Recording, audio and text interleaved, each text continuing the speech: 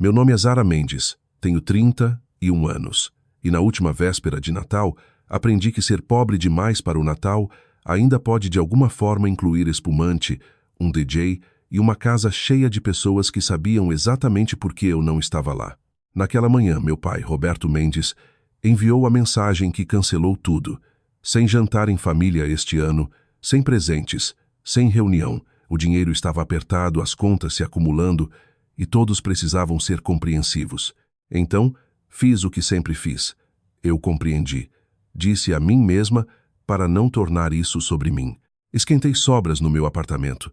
Coloquei um filme antigo de Natal e tentei não encarar o presente não aberto ao lado da porta, aquele que eu havia comprado semanas antes, porque eu ainda acreditava que fazia parte daquela família. Então, um pouco após as 8, meu telefone acendeu com uma notificação de transmissão ao vivo da minha irmã mais nova, Thaís Mendes. Quase ignorei. Queria ter ignorado. A tela abriu para a música explodindo pela sala de estar que eu havia ajudado a apagar para manter aquecida. Havia luzes por toda parte, pessoas rindo, dançando, erguendo taças, gritando Feliz Natal como se nada tivesse sido cancelado. A câmera girou pela sala e rosto após rosto apareceu. Parentes, vizinhos, amigos, todos sorrindo sob o mesmo teto que me disseram estar pobre demais para celebrar. Minha mãe, Marisa Mendes, estava de pé perto da árvore de Natal, rindo com uma taça de espumante na mão. Todos estavam lá exceto eu. Eu não gritei. Eu não comentei. Apenas fiquei sentada com o garfo na mão enquanto a comida esfriava, percebendo que a mentira não era sobre dinheiro. Era sobre mim. E a parte mais estranha era que eu ainda poderia ter ficado em silêncio se Roberto não tivesse me enviado uma mensagem na manhã seguinte, pedindo R$2.000 como se eu não fosse uma filha, não uma pessoa, apenas o fundo de emergência que eles continuavam esquecendo que tinha um coração. Antes de contar o que eu respondi, e por que meu telefone tinha 48 chamadas perdidas ao amanhecer, me diga, como está o tempo onde você está e de onde você está assistindo? Estou curiosa para ver o quão longe esta história vai viajar. Na manhã seguinte, acordei antes do alarme, porque meu telefone vibrou contra a mesinha de cabeceira como se tivesse algo cruel para entregar. Por um segundo, deixei-me acreditar que talvez fosse um pedido de desculpas. Talvez alguém tivesse percebido que eu vira a transmissão ao vivo. Talvez alguém tivesse acordado com vergonha suficiente para dizer: Zara, deveríamos ter te contado a verdade. Mas quando peguei o telefone, a mensagem era de Roberto Mendes, e não era um pedido de desculpas. Dizia: pode enviar os R$2.000 para o saldo da hipoteca hoje, a taxa do banco bate amanhã. Só isso.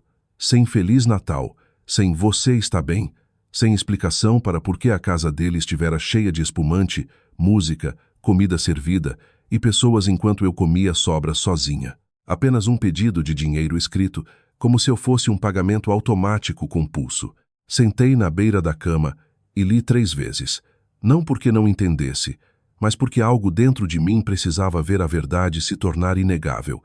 Eles não tinham me esquecido. Tinham escolhido me excluir, depois lembrado de mim no momento em que uma conta vencia. Abri o aplicativo do banco com mãos estranhamente calmas. Esperava raiva, mas o que senti foi pior. Eu me senti desperta. Ali estavam, alinhados em fileiras organizadas, anos sendo útil, disfarçados de ser amada. R$800 aqui para uma conta de utilidade vencida. R$640 para o leasing do carro de Thaís, porque ela disse que os contratos de marca dela estavam atrasados. R$2.000 para o saldo da hipoteca em outubro. Outros R$1.200 quando Roberto disse que os impostos prediais tinham batido mais forte que o esperado. O plano familiar de telefone no meu cartão. A conta de entrega de supermercado salva no meu cartão. Os serviços de streaming. A coparticipação do seguro que Marisa disse que pagaria de volta e nunca mencionou de novo. Rolei até os números pararem de parecer dinheiro e começarem a parecer anos da minha vida. Pensei na árvore de Natal daquela transmissão ao vivo, alta o suficiente para tocar o teto. Pensei no DJ perto da lareira. Pensei em Marisa rindo ao lado dela, vestida como uma mulher que não tinha dito à filha que não haveria Natal porque estavam pobres demais. Abri a mensagem de Roberto de novo. Meu polegar pairou sobre o teclado. Havia tantas coisas que eu poderia ter dito. Poderia ter perguntado por que não fui convidada. Poderia ter enviado capturas de tela. Poderia ter implorado que ele explicasse por que todo mundo merecia calor e música enquanto eu merecia silêncio. Mas implorar sempre fora a armadilha. Dava espaço para eles torcerem a história, me chamarem de sensível, dramática, ingrata, difícil. Então digitei apenas uma frase: perca meu número, não financio mentirosos. Olhei para ela por alguns segundos, depois apertei enviar antes que a versão antiga de mim pudesse suavizá-la. Depois bloqueei Roberto, bloqueei Marisa, bloqueei Thaís. Não por crueldade, mas porque eu sabia que no segundo em que tivessem acesso à minha voz, eles tentariam me puxar de volta ao papel que tinham me designado, a responsável, a compreensiva, a que pagava em silêncio e pedia desculpas por precisar de respeito. Depois disso, comecei a fazer ligações.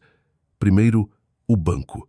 Cancelei toda a transferência recorrente conectada à família. A mulher na linha me perguntou 2 vezes se eu tinha certeza porque alguns pagamentos estavam ativos havia muito tempo. Eu disse: sim, tenho certeza. Depois removi meu cartão da conta de entrega de supermercado. Cancelei as linhas extras de telefone. Mudei senhas do meu e-mail, banco, Apple ID, Pix e toda conta onde alguém naquela casa pudesse ter salvo acesso. Desloguei todo o dispositivo. Ativei a autenticação de 2 fatores. Congelei a autorização de crédito compartilhada que Roberto uma vez me convenceu ser só para emergências. Uma mulher da companhia de telefone parou e disse: sinto muito. Questões de família no Natal podem ser realmente difíceis. Quase ri porque difícil parecia pequeno demais. Difícil era queimar o jantar ou perder um voo. Isso era descobrir que sua família podia pagar uma festa, mas não a honestidade. Quando terminei, o céu lá fora tinha ficado azul escuro. Meu café estava intocado no balcão. O presente não aberto ao lado da porta de repente parecia embaraçoso, como prova de que eu tinha entendido errado meu próprio lugar na família. Peguei-o, levei para o armário e coloquei na prateleira mais alta onde eu não precisaria vê-lo. Depois criei uma pasta no meu telefone chamada Evidências. Nela foram a gravação da transmissão ao vivo, capturas de tela da história de Thaís, a mensagem de Roberto, transferências bancárias, confirmações de pagamento e e-mails. Eu não sabia ainda para que precisaria dela. Só sabia que pessoas que mentem alto muitas vezes dependem de você não ter prova. Às 5h47 da manhã seguinte, meu telefone começou a vibrar de números que eu não reconhecia. Às 6, havia 48 chamadas perdidas. Um correio de voz veio de Marisa. A voz dela estava suave, trêmula, quase convincente. Zara, por favor, podemos conversar. Houve um mal-entendido. Só me ligue de volta. Ouvi uma vez, depois salvei. Não liguei de volta porque pela primeira vez em anos eu entendia algo que eles deveriam ter entendido muito antes de mim. Um mal-entendido não tem DJ. Ao meio-dia, o pânico encontrou novas formas de me alcançar. A primeira mensagem veio pelo Facebook de uma conta que eu não usava havia meses. Era Marisa escrevendo como uma mãe em um cartão de felicitações, em vez de uma mulher que tinha visto a filha ser apagada do Natal. Querida, por favor, não tome uma decisão permanente por causa de uma noite emocional. Seu pai está sob muita pressão. Todos estamos. Encarei as palavras e não senti nada. Não porque eu fosse sem coração, mas porque finalmente tinha ficado sem energia para traduzir desculpas em amor. Alguns minutos depois, Thaís postou uma história no Instagram. Fundo preto, texto branco, emoji de coração quebrado dramático. Algumas pessoas vão estragar o Natal só para se fazerem de vítima. Ela não disse meu nome. Não precisava. Metade das pessoas que viram aquela história tinham estado na sala de estar na noite anterior, enquanto ela filmava o Natal familiar perfeito, que aparentemente não me incluía. Fiz captura de tela e coloquei na pasta de evidências. Depois veio a tia Valéria.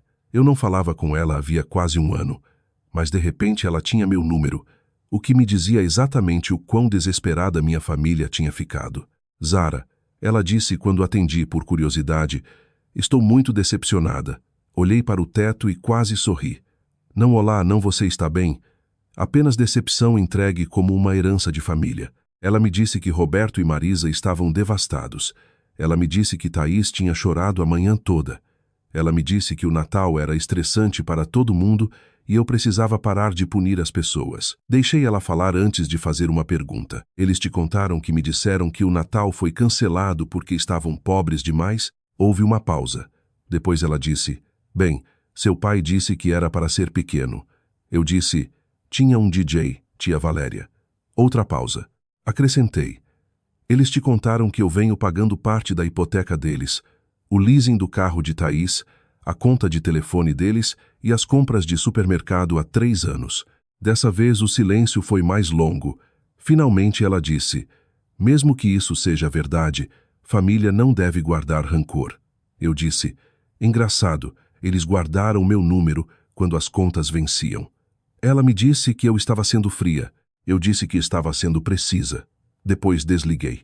O resto do dia virou um desfile de meias-verdades. Roberto enviou um e-mail da conta dele do trabalho porque o número dele estava bloqueado. Linha de assunto. Precisamos ser adultos sobre isso. O e-mail dizia que eu tinha entendido mal a situação. Dizia que a festa tinha sido de última hora. Dizia que as pessoas só passaram por lá. Dizia que Thaís tinha ido ao vivo sem pensar. Dizia que eles não me convidaram porque assumiram que eu estaria cansada do trabalho. Cada frase dependia de eu esquecer o que tinha visto com meus próprios olhos. As pessoas não contratam um DJ por acidente. Elas não encomendam bandejas de comida por acidente. Elas não decoram a casa da entrada até a lareira por acidente. E definitivamente não convidam primos, vizinhos, amigos e tia Valéria por acidente, enquanto esquecem a filha que paga as contas. Eu não respondi. Em vez disso, salvei o e-mail e adicionei a pasta. Eu não estava planejando vingança ainda. Eu estava planejando proteção. Há uma diferença. Vingança quer que as pessoas sofram. Proteção quer que elas parem de te alcançar com a faca. Ao entardecer, as consequências práticas começaram. A empresa do leasing do carro de Thaís enviou um lembrete porque o cartão cadastrado tinha falhado. A operadora de telefone enviou um e-mail automático, dizendo que 2 linhas seriam suspensas se o pagamento não fosse atualizado. Uma ordem de entrega de supermercado tentou processar e foi recusada. O pagamento da hipoteca que Roberto esperava de mim não apareceu. De repente, a família que tinha estado pobre demais para me incluir no Natal tinha energia suficiente para me contatar de todas as direções. Números desconhecidos, sem identificação de chamadas, mensagens no Facebook, e-mails, até um pedido de Pix de Thaís com uma nota que dizia: "Não podemos ser mesquinhos." Encarei aquele por um longo tempo. Mesquinhos? Era como eles chamavam quando a pessoa que eles usavam parava de se voluntariar para ser usada. Recusei o pedido e bloqueei ela lá também. Por volta da meia-noite recebi um alerta do banco. Tentativa de login suspeita bloqueada. Meu coração começou a bater forte, não exatamente de medo, mas da confirmação doente de que eles não estavam mais só pedindo. Alguém tinha tentado acessar minha conta usando um e-mail de recuperação antigo que eu uma vez usei no laptop de Roberto quando ajudei ele a resetar a própria senha. Liguei para o banco imediatamente. O departamento de fraudes confirmou que a tentativa tinha vindo de um dispositivo conhecido próximo a Cotia, onde meus pais moravam. A representante perguntou se eu queria registrar uma nota de segurança formal. Eu disse sim. Depois pedi que ela trancasse tudo. Novo nome de usuário, nova senha, novo método de verificação, sem opções de recuperação compartilhadas, sem dispositivos reconhecidos. Quando a ligação terminou, fiquei sentada no meu apartamento com todas as luzes acesas. Ser excluída doía, ser mentida doía, ser pedida dinheiro na manhã seguinte era nojento. Mas tentar alcançar minha conta depois que eu disse, não me disse exatamente com quem eu estava lidando. Esses não eram pessoas confusas que cometeram um erro. Eram pessoas desesperadas que acreditavam que meus limites eram problemas técnicos a contornar. Ao amanhecer, eu tinha tomado uma decisão. Eu ia dirigir até Cotia, não para implorar, não para gritar, não para conseguir um pedido de desculpas. Eu ia lá para olhar nos olhos deles, enquanto fechava a última porta que eles achavam que ainda tinham na minha vida. A viagem até Cotia geralmente levava 25 minutos. Mas naquela manhã parecia que eu estava viajando para trás por todas as versões de mim mesma que eu já tinha sido naquela família. A menina pequena que esperava na janela pelo Roberto voltar do trabalho. A adolescente que aprendeu a não reclamar porque Marisa dizia que estresse deixava o pai irritado. A estudante universitária que enviava dinheiro para casa porque Thaís precisava de um vestido para um baile. A mulher adulta que continuava dizendo sim, porque não sempre parecia custar mais que dinheiro. O ar quente da manhã estava úmido quando eu parei na rua deles. A casa parecia quase ridícula à luz do dia. As luzes de Natal ainda piscavam ao longo da linha do telhado, uma guirlanda pendurada na porta. Havia sacos de lixo perto do portão lateral, caixas de comida servida visíveis através do plástico, garrafas vazias de espumante tilintando juntas quando o vento empurrava um saco de lado. Parecia a manhã depois de uma mentira. Estacionei do outro lado da rua e fiquei sentada ali por 1 minuto, respirando devagar, me certificando de que eu não ia entrar como a filha ferida que eles sabiam manipular. Eu precisava entrar como a mulher que possuía o próprio nome, o próprio dinheiro e o próprio silêncio. Quando toquei a campainha, ninguém atendeu no começo. Depois eu bati forte. Alguns segundos depois, Roberto abriu a porta. Ele parecia menor do que eu esperava. O mesmo homem, o mesmo rosto, mas sem a confiança que ele usava quando pedia ajuda, como se fosse direito dele. Zara, ele disse, alívio cruzando a expressão como se achasse que eu tinha vindo consertar tudo. Graças a Deus, precisamos conversar. Eu não entrei. Eu disse, alguém tentou acessar minha conta bancária ontem à noite. O rosto dele mudou. Não o suficiente para um estranho notar, mas o suficiente para mim. Um tique perto do olho. Uma inspiração rápida, eu disse. Estou aqui para garantir que todo e-mail antigo, dispositivo, senha e login salvo conectado a mim seja removido desta casa. Ele olhou para trás como se precisasse de apoio. Marisa apareceu no corredor vestindo um robe, os olhos vermelhos. Zara, querida, isso saiu tanto do controle.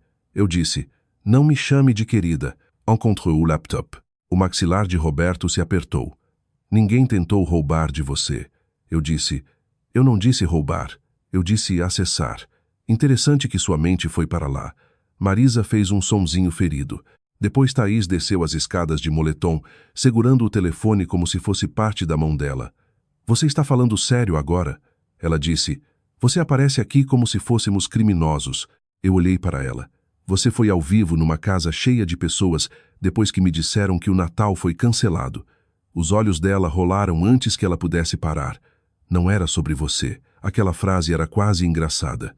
Eu disse, exatamente, esse era o problema. Roberto se colocou entre nós e tentou usar a voz que funcionava comigo por anos, baixa e firme, como se a autoridade pudesse substituir responsabilidade. Zara, você está chateada. Tudo bem, mas cortar pagamentos da noite para o dia, cancelar linhas de telefone, envergonhar sua irmã. Sua mãe tem chorado desde ontem. Eu perguntei. Ela chorou quando me viu ser excluída? Ninguém respondeu. Eu me virei para Marisa. Você sabia que eu não fui convidada? Os lábios dela se abriram. Ela olhou para Roberto, depois para Thaís, depois de volta para mim. Achamos que seria mais fácil, ela sussurrou. Mais fácil para quem? Eu perguntei. Ela não respondeu, e não precisava. Thaís pulou porque o silêncio a deixava desconfortável a menos que ela fosse a causa. Papai disse que você ia tornar as coisas estranhas.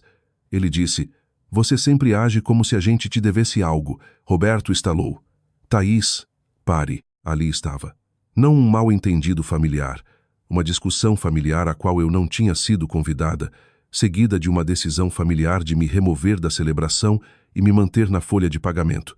Eu assenti devagar. Obrigada. Por uma vez, um de vocês disse a verdade. O rosto de Roberto ficou vermelho. Não torça isso, eu disse.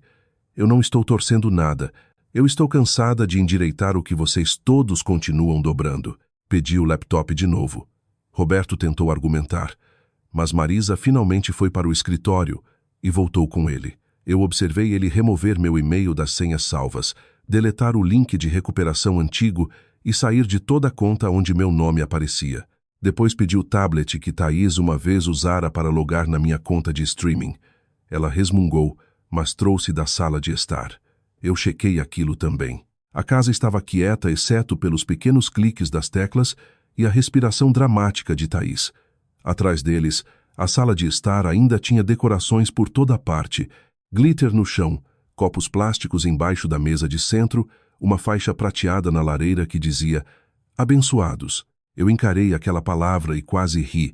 Quando terminei, Fechei o laptop e deslizei de volta pela mesa. Roberto disse: "Então é isso? Você vai simplesmente nos abandonar?" Eu olhei para ele por um longo momento. "Não", eu disse. "Eu vou parar de manter a ilusão de que você me amava enquanto me usava." Marisa começou a chorar então.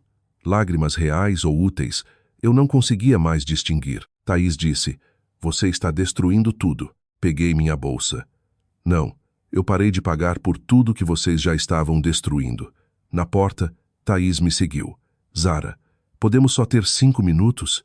Eu me virei. "Eu te dei 3 anos. Você gastou eles." Depois saí para o ar quente da noite. Roberto chamou meu nome uma vez da varanda, mas eu não olhei para trás. Por 2 dias depois disso, nada aconteceu. E o silêncio parecia tão estranho que eu não confiava nele. Fui trabalhar, respondi e-mails, fiz café, dobrei roupa, fiz coisas normais com os movimentos cuidadosos de alguém saindo de um acidente de carro. Parte de mim esperava que a culpa chegasse porque a culpa sempre fora o mensageiro mais confiável da minha família. Mas o que veio em vez disso foi clareza. Eu percebi quantas horas da minha vida tinham sido gastas esperando o próximo pedido. Uma conta, um favor, uma crise, uma emergência familiar que de alguma forma se tornava minha responsabilidade antes mesmo de eu entender o que tinha acontecido. Sem aquelas mensagens, meu apartamento parecia maior. Minhas noites pareciam mais longas. Meu próprio dinheiro parecia desconhecido na conta, como algo que eu tinha permissão de guardar. Então, no terceiro dia, o envelope apareceu embaixo da minha porta. Sem selo, o que significava que alguém tinha vindo ao meu prédio e deslizado ali a mão. Meu estômago se apertou quando vi a caligrafia de Marisa. Quase joguei fora sem abrir. Mas evidências tinham virado hábito, então tirei uma foto do envelope antes de tocá-lo. Dentro havia uma carta de 4 páginas. Ela tinha escrito com cuidado, do jeito que escrevia cartões de agradecimento para pessoas que queria impressionar.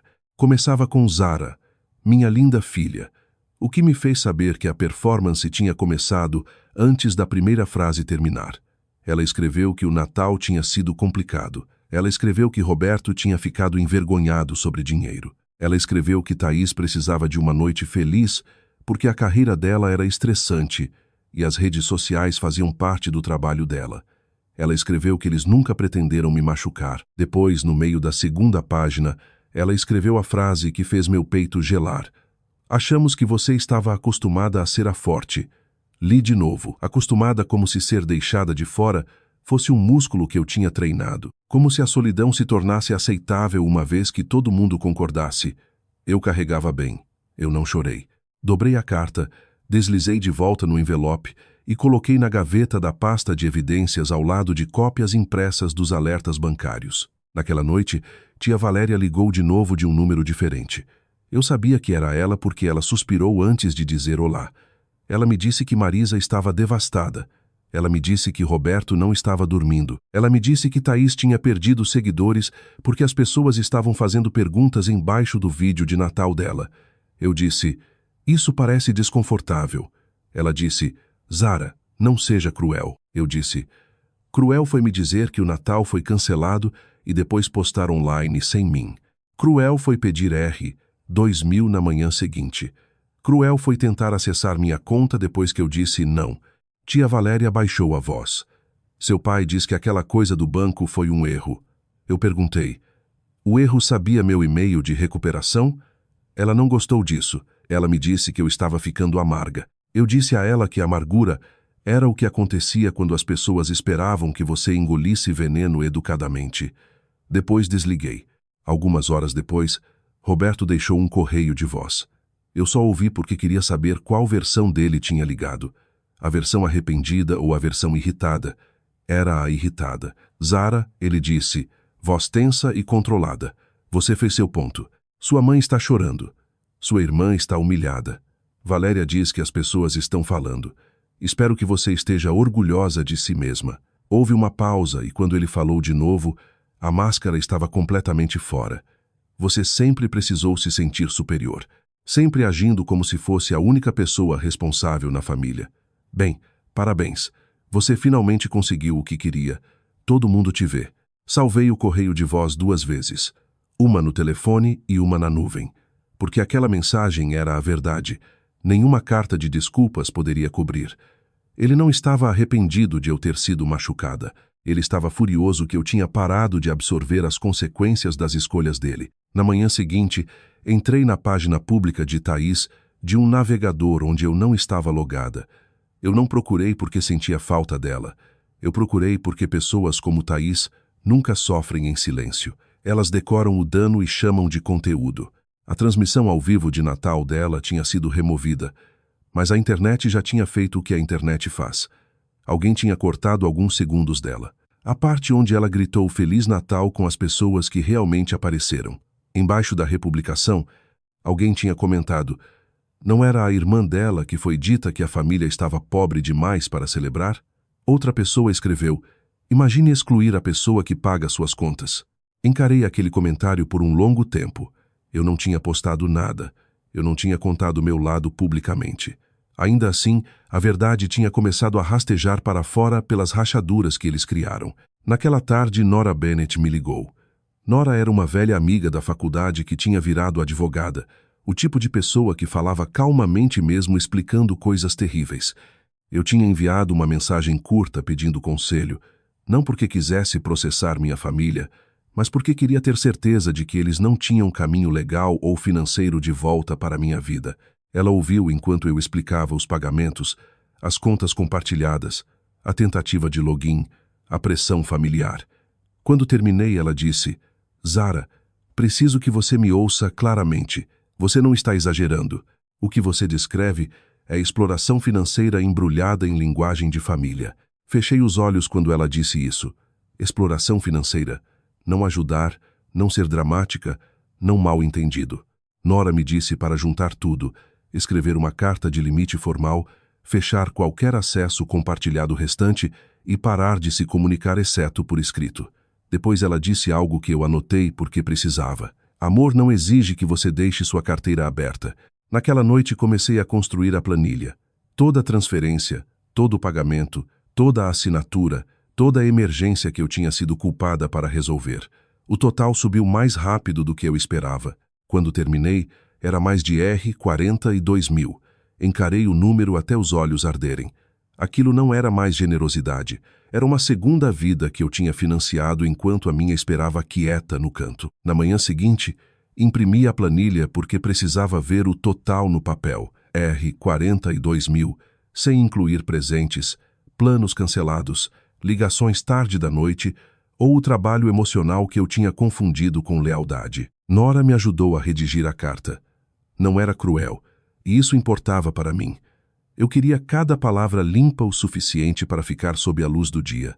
Para Roberto Mendes, Marisa Mendes e Thaís Mendes, começava: esta carta confirma que eu não fornecerei mais apoio financeiro, acesso a contas, transferências de emergência, pagamentos de contas ou métodos de pagamento para qualquer despesa doméstica, veículo, assinatura, empréstimo, serviço ou pessoal conectada a vocês.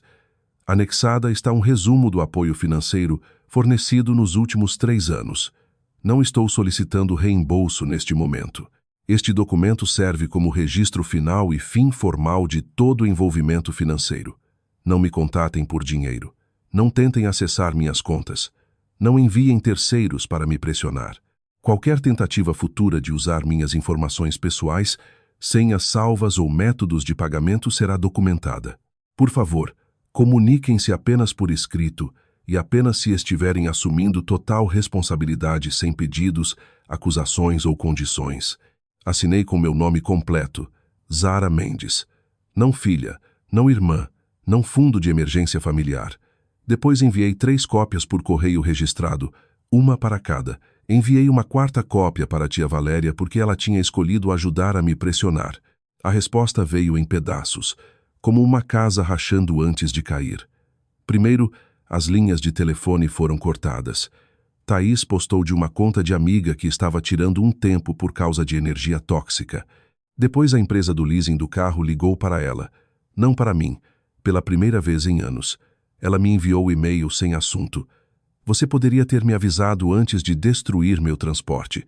Eu não respondi. Um aviso teria sido dizer à sua irmã que o Natal foi cancelado enquanto preparava para filmar a festa. Depois veio Roberto. O e-mail dele era curto, o que significava que pânico tinha substituído performance. Você nos colocou em uma posição impossível. Podemos perder a casa. Por favor, ligue para sua mãe. Eu não liguei. A casa não estava em risco porque eu parei de pagar. Estava em risco porque Roberto tinha construído um estilo de vida com dinheiro que ele não ganhava e gratidão que ele não sentia. Uma semana depois, o SUV desapareceu da garagem deles. Tia Valéria enviou uma última mensagem antes que eu bloqueasse ela também. Seu pai teve que vender o veículo. Espero que isso te faça sentir poderosa. Não me fez sentir poderosa. Me fez sentir correta. Roberto amava aquele SUV porque provava algo aos vizinhos. Perder machucou ele onde a aparência importava mais. As consequências de Marisa foram mais quietas, mas talvez piores. Ela trabalhava no escritório da frente de uma escola primária local, onde fofoca viajava mais rápido que o clima. Um pai que seguia a página de Thaís perguntou se tudo estava bem com as filhas dela. Depois outra pessoa perguntou por que Zara não tinha estado no Natal. Marisa, que tinha passado anos apresentando nossa família como um cartão de Natal perfeito, agora tinha que sorrir através de perguntas que não podia responder sem mentir de novo. A queda de Thaís foi mais alta. Ela perdeu um trabalho de planejamento de chá de noiva depois que a irmã da noiva viu o drama online e decidiu que não queria alguém bagunçado envolvido em um evento familiar. Thaís postou um vídeo choroso sobre traição e como a internet nunca sabe a história completa. As pessoas nos comentários perguntaram qual era a história completa. Ela deletou em menos de 1 hora. Eu não assisti nada disso com alegria. Eu tinha imaginado que vingança sentiria como fogo, mas sentiu mais como distância, como assistir uma tempestade pela janela, depois de anos de pé do lado de fora nela. 2 semanas depois que as cartas registradas chegaram, Roberto e Marisa colocaram a casa à venda. O anúncio chamava de Charmoso Lar Familiar. As fotos mostravam a mesma sala de estar da transmissão ao vivo, agora limpa e preparada sem DJ, sem espumante e sem prova exceto na minha memória. Thaís me enviou o e-mail de novo quando o anúncio subiu. Você destruiu nossa família. Quebrei minha regra e respondi uma vez. Não, eu parei de financiar a versão que vocês performavam online. Depois bloqueei o e-mail dela também. A mensagem final veio de Marisa através de Nora. Entendemos seu ponto agora.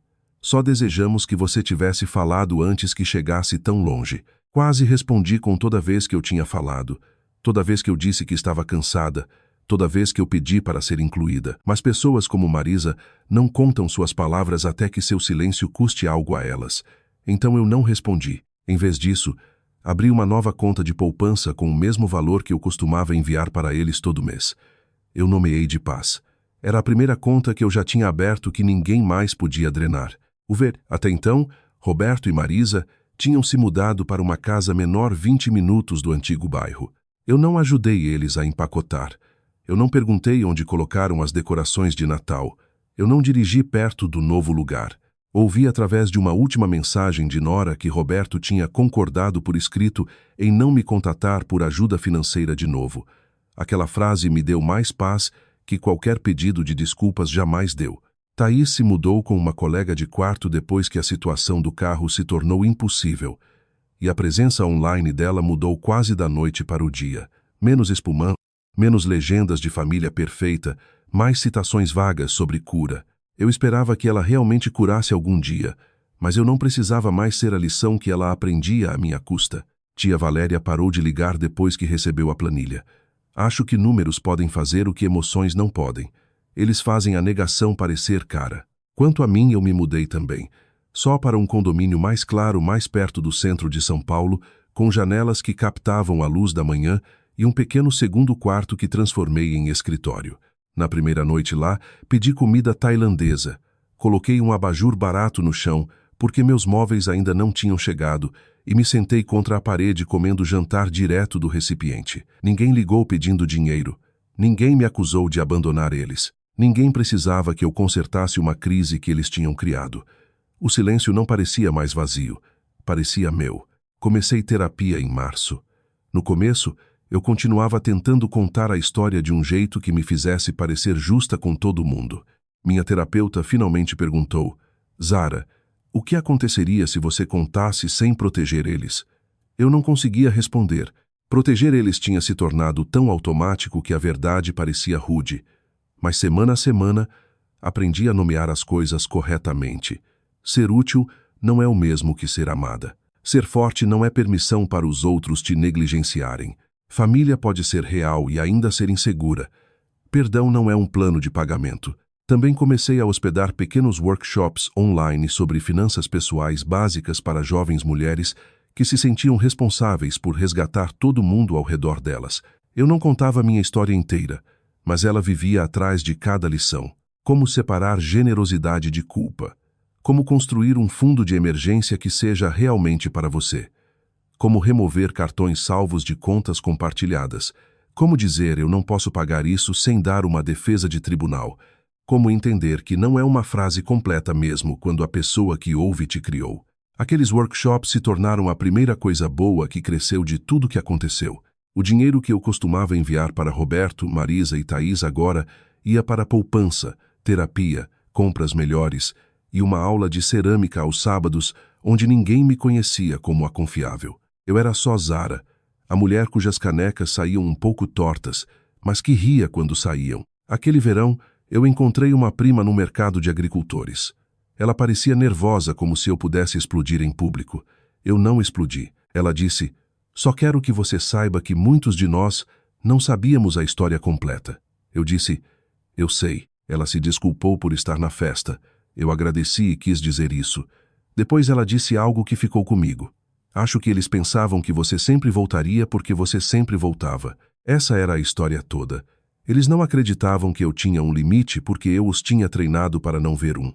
Eu os treinei com cada sim que dei, quando queria dizer não. Cada pagamento que fiz enquanto dizia a mim mesma que era só dessa vez. Cada feriado que engoli decepção porque manter a paz parecia mais fácil que pedir respeito. Essa era a verdade educativa que eu queria que alguém tivesse me ensinado mais cedo. Amor sem limites não fica mais profundo. Fica mais fácil de explorar. Ajudar família pode ser bonito, mas só quando a ajuda é dada livremente, recebida honestamente e nunca exigida como prova de lealdade. Quando as pessoas só lembram seu nome quando as contas vencem, elas não estão honrando seu coração. Elas estão usando seu acesso. E quando você finalmente fecha esse acesso, você não está destruindo a família. Você está revelando o que já estava quebrado. No próximo Natal, comprei uma árvore pequena para meu condomínio. Não enorme. Não do tipo que as pessoas postam online para provar que são felizes. Só uma árvore simples com luzes quentes e enfeites que eu escolhi sozinha. Fiz o jantar, convidei 2 amigas e deixei meu telefone no outro cômodo. Mais tarde naquela noite, vi uma chamada perdida de um número desconhecido. Sem correio de voz, sem texto. Por um momento, o velho reflexo se mexeu em mim. A necessidade de saber, a necessidade de consertar, a necessidade de estar disponível. Depois olhei para minha pequena árvore, minha cozinha limpa, meu lar quieto, e deixei o sentimento passar. Eu não liguei de volta, eu não investiguei, eu não abri uma porta só porque alguém bateu do outro lado. O Natal não tinha sido cancelado, afinal. Tinha simplesmente sido devolvido à pessoa que tinha passado anos demais pagando pela felicidade de todo mundo enquanto esquecia a dela. Nossa equipe no Revenge Broken Trust está trabalhando duro para criar roteiros significativos, emocionais e bem elaborados que trazem lições valiosas para cada espectador. Esta história é completamente fictícia e criada para fins educacionais com o objetivo de compartilhar mensagens úteis sobre família, confiança, limites e autorrespeito.